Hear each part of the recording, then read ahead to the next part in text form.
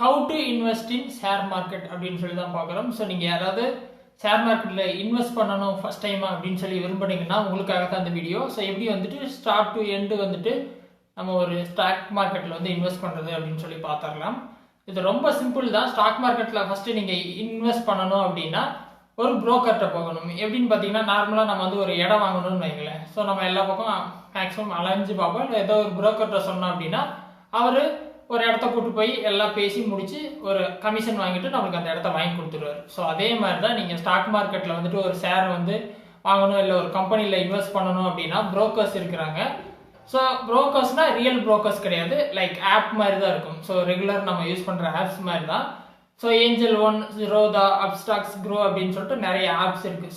So அந்த app வழியே நம்ம டேரெக்டாக பார்த்தீங்கன்னா ஒரு கம்பெனியில் வந்து நம்ம போய் இன்வெஸ்ட் பண்ணிக்கலாம். அதுக்கு பதிலாக பார்த்தீங்கன்னா அவங்க நம்மகிட்ட ஒரு கமிஷன்ஸ் வந்து வாங்கிக்குவாங்க. கமிஷன்னா பெருசாக இல்லை, சின்ன அமௌண்ட் தான் வாங்கிக்குவாங்க. ஸோ அவங்க மூலியமாக நம்ம வந்துட்டு டேரெக்டாக ஷேர் மார்க்கெட்டில் இன்வெஸ்ட் பண்ணிக்கலாம். ஓகேவா?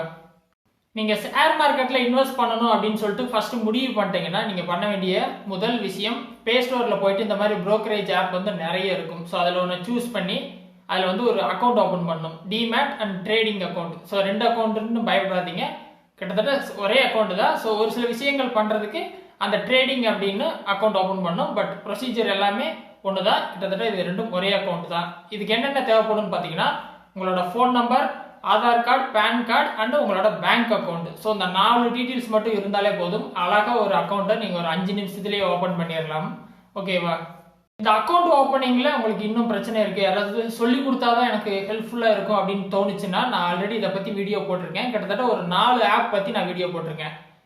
ஸ்டார்ட் டு எண்ட் எப்படி வந்துட்டு அந்த ஆப்பை இன்ஸ்டால் பண்ணி ஒரு அக்கௌண்ட் ஓப்பன் பண்ணணும், அடுத்து பார்த்தீங்கன்னா அதில் எப்படி அந்த ஆப்பை யூஸ் பண்ணணுங்கிற வரைக்கும் நான் எல்லாமே டீட்டெயிலாக சொல்லியிருப்பேன். ஷேர்ஸ் எப்படி வாங்கணும் விற்கணும் அப்படிங்கிற வரைக்கும் எல்லாமே இருக்கும்.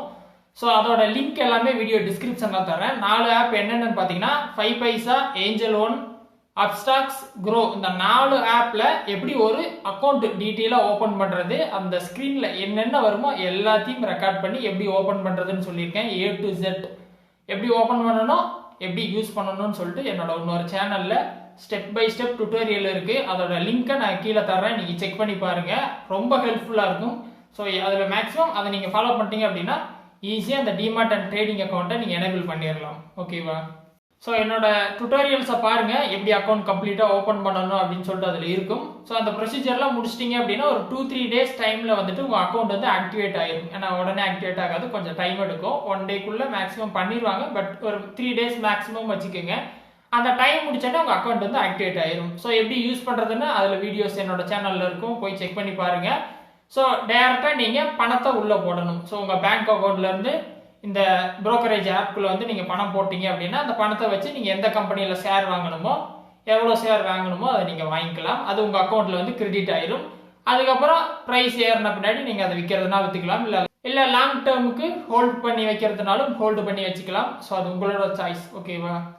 இதை மீறியும் அதில் வேறு எதுவும் டவுட் இருந்தால் கமெண்ட்ஸில் சொல்லுங்கள், நான் வீடியோ போஸ்ட் பண்ண ட்ரை பண்ணுறேன். இன்னொரு யூஸ்ஃபுல்லான வீடியோவில் உங்களை கூடிய சீக்கிரம் சந்திக்கிறேன். நன்றி, வணக்கம்.